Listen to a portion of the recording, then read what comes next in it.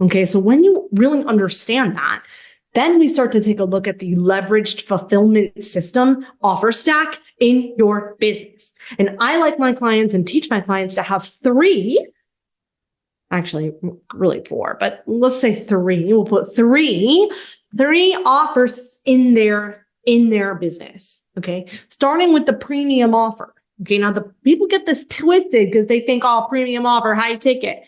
No, the premium offer is the signature offer that you want to be known for. I have some accelerators that want to focus on the scaling and growth of their membership.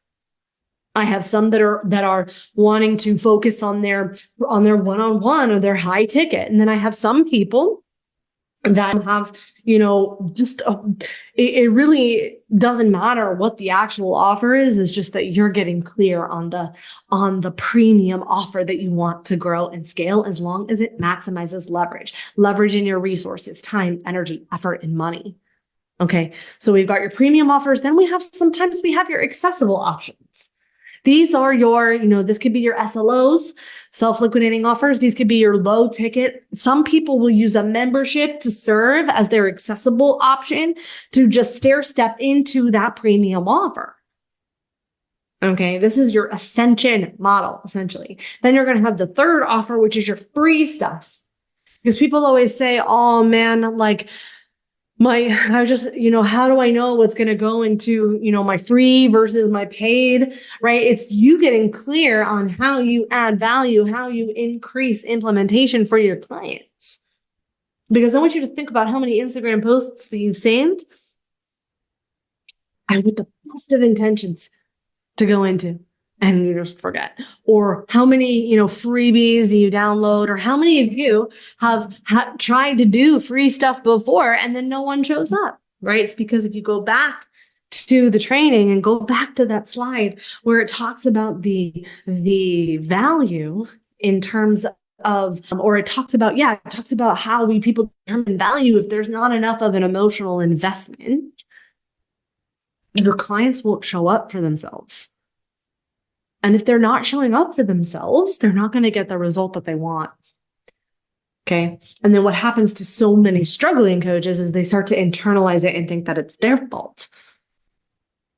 Okay. And the power of responsibility and where that responsibility lies for you is where you get to own, okay, well, maybe I did not put the right people in the right offer. Maybe I did not position and communicate these offers in the right place at the right time so that everyone is emotionally invested and that everyone is in a place where they feel like they can win.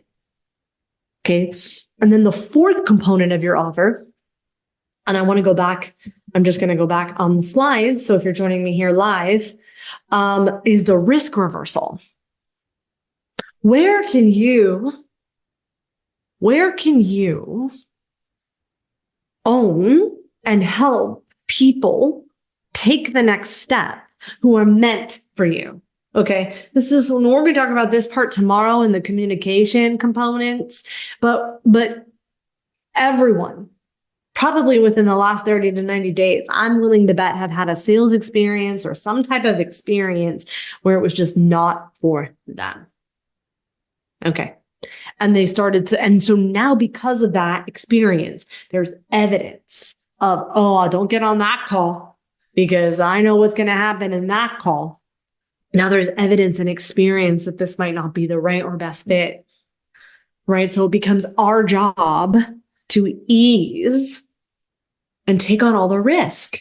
So this is your guarantee, and there's all different types of guarantees. You can your satisfaction guarantee, conditional guarantee, like you do the work, I promise this. You can, I promise that I'm going to give you all the tools and support and accountability that you need to get this invisible outcome and this tangible outcome. Okay. But this, when you take on the risk, and then the other thing I want to remind you is that you can also have a no guarantee, and that's still a guarantee. You're saying, no, I am not taking anyone who's not, this program is not for you if you're not willing to go all in on you. That's still guaranteed. Okay. That sometimes will also, depending on your offer that you're putting together, and that's going to be your homework and our time together. So get ready to put your offer together, because then we're going to talk about how we communicate it tomorrow. Okay. Because maybe your offer is not for this, maybe you're like, no, I need someone who's committed, who's willing and ready to run. Okay. And if you're that person, then you're going to be the right fit. And sometimes that people want to be around other people like that. So, if they know and see, oh, this person's serious, they mean business, and it's going to take the risk off for them. So it comes down to you getting super clear on what the offer is, and then who it's for. But before we get there, you're right, because I talked about it here, right? Which is that putting a buy button on your website is not enough. Okay, build it and they will come. That's not how this works. Okay, because people think, oh man, if I just get a ton of value, then they're going to want this.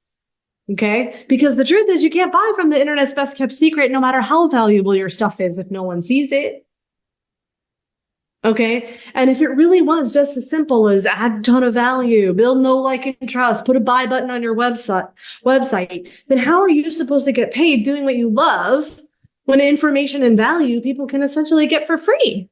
Okay, but I just want to remind you, and as you're starting to think about your offer, is to think about the 80-20 rule. 40% is the offer itself. The other 40% is communicating the right offer to the right person at the right time. Okay. But when your offer is so good and it sells itself and you put it to the right person at the right time, they're going to become a client. You won't have to use any of the tricky, fancy things. You don't even have to be that awesome at selling, because the offer is going to sell itself, and it's going to be fun to sell, or easy to sell, and fun to deliver. And then I'll show you how we can cultivate, not create, because the demand is already there. I'm not here to convince anybody of anything. Okay. But I'll show you how we can cultivate the desire for your offers without convincing. Thank you for listening to the PT Profit Podcast. If you like this episode, chances are your friends will too. So it would be a huge service to us if you would please leave us a review and share with your friends on your social media channels. When you leave us a review, be sure to take a screenshot of it and email that screenshot to my team at info@bsimpsonfitness.com. And we'll send you a very special Instagram podcast that will show you how to create compelling content so that your ideal clients come to you and you go from wanting clients to a wait list of clients ready for your services. Thank you so much for listening, and we'll see you on the next episode.